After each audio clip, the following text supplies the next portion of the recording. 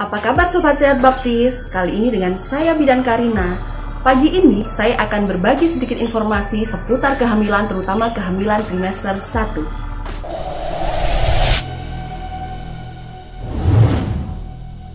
Ada juga pantangan makanan yang harus dihindari oleh ibu hamil. Yang pertama yaitu keju.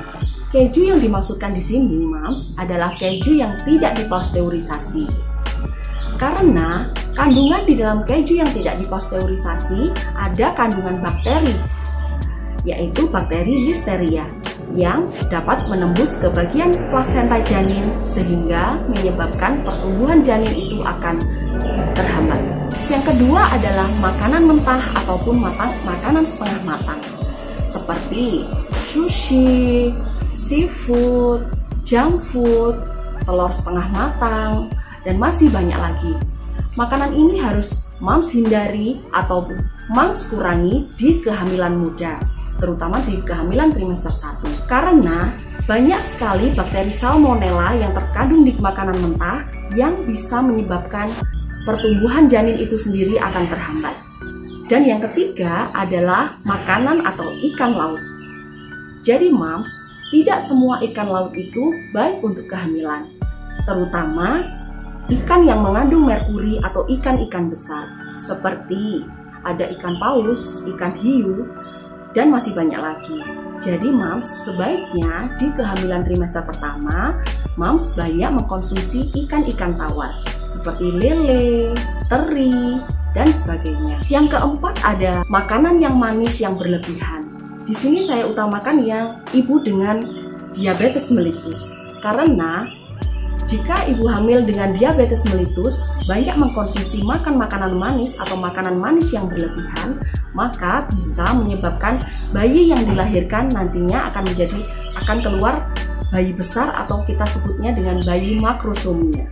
Yang selanjutnya yaitu makanan atau minuman yang mengandung kafein. Contoh makanan atau minuman yang mengandung kafein seperti kopi, teh, minuman bersoda, dan juga coklat. Jadi untuk kehamilan trimester 1 ini Mams, baiknya Mams harus mengurangi makanan-makanan yang mengandung kafein. Karena kandungan kafein bisa menyebabkan bayi meninggal atau janin meninggal secara mendadak, kemudian bayi terlahir prematur ataupun dengan berat badan lahir rendah. Jadi Mams, menurut dokter, dalam sehari Mams mengkonsumsi kafein tidak boleh melebihi 200 mg atau tidak lebih dari 2 cangkir. Yang berikutnya adalah susu yang tidak dipasteurisasi. Hal ini sama seperti keju Mams. Jadi kandungan di dalam susu ada kandungan bakteri yang jika tidak dipasteurisasi akan berbahaya untuk kelangsungan perkembangan janin itu sendiri. Jadi sebaiknya ibu hamil mengkonsumsi susu hamil ataupun susu UHT. Yang selanjutnya yaitu makanan pedas ataupun makanan asam.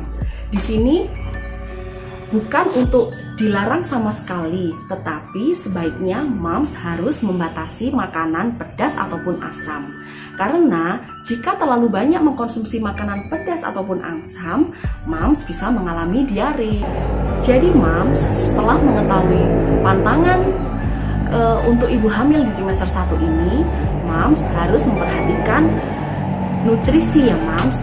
Terutama Mams harus mengkonsumsi vitamin kehamilan. Vitamin kehamilan bukan menyebabkan ketergantungan, tetapi adalah suatu kebutuhan. Karena vitamin kehamilan ini biasanya dokter memberikan yaitu asam folat. Asam folat berfungsi untuk perkembangan otak janin. Selain itu Mams, biasanya di kehamilan muda banyak sekali pertanyaan, terutama apakah saya boleh ya dok ataupun Bu Bidan, apakah saya boleh melakukan hubungan seksual di kehamilan muda ini? Ada beragam sekali alasan yang menyebabkan ibu hamil atau ibu hamil muda takut untuk melakukan hubungan seksual. Terutama karena adanya perubahan mood ataupun mungkin ketakutan-ketakutan yang mungkin terjadi saat dia hamil muda. Jadi Mams, melakukan hubungan seksual di kehamilan muda boleh saja dilakukan asal dilakukan dengan wajar. Maksudnya wajar di sini adalah moms tidak dalam kondisi tertentu. Misalnya, moms pernah mengalami keguguran di kehamilan sebelumnya. Kemudian terjadi perdarahan atau keluar darah dari kemaluan. Moms pernah terjadi ketuban pecah sebelum masa persalinan itu tiba. Jadi moms, biasanya hal ini yang membuat dokter ataupun bidan menganjurkan untuk moms tidak melakukan hubungan seksual di kehamilan muda karena bisa berbahaya untuk perkembangan janin itu sendiri.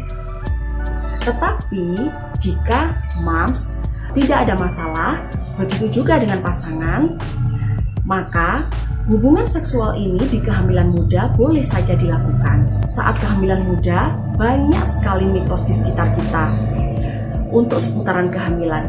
Tetapi moms juga harus tahu bahwa tidak semua pantangan-pantangan yang diberikan oleh sekitar kita itu adalah hal yang benar secara medis.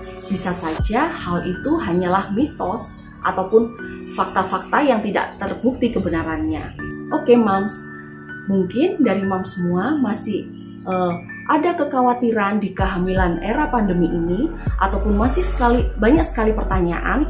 Moms bisa langsung datang di rumah sakit kami, bertemu dengan profesional kami yaitu dokter ataupun bidan-bidan kami.